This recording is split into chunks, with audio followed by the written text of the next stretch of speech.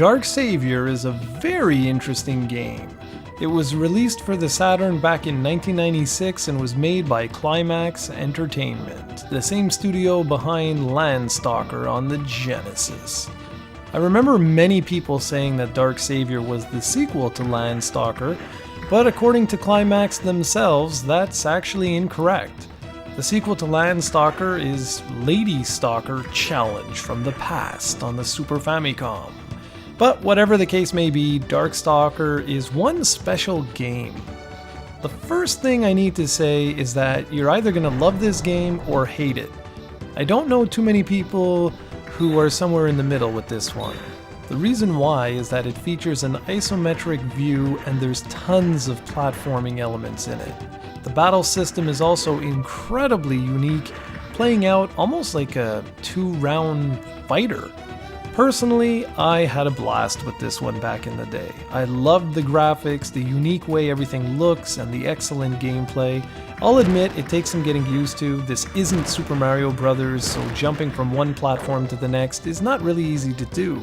There are also a lot of puzzle elements in the game that require you to move blocks or pick up objects to create staircases and much more, so that you can easily traverse to your next battle scene or story-moving scene.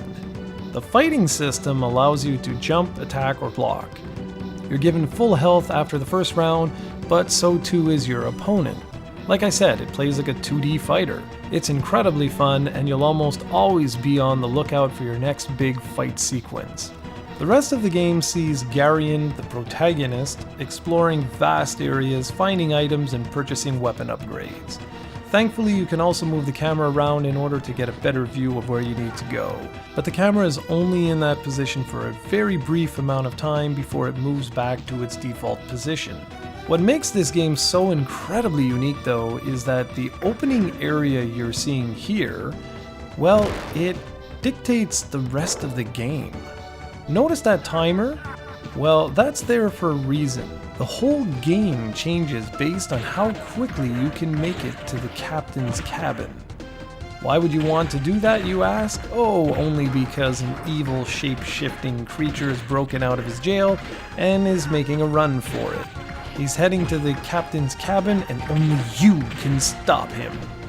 Failure to do so will yield a completely different game than if you can reach the cabin in, say, between 3 and 4 minutes.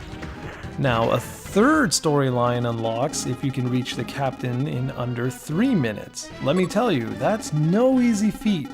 What I really like about Dark Savior is the replay value. There are literally 3 different ways to play this game, and each takes a good amount of time to complete, so in all, you're really getting your money's worth.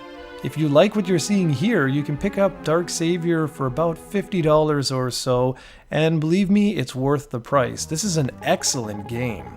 Just stick through the somewhat steep learning curve for the platforming sections, and you'll find an action RPG that's well worth the admission price.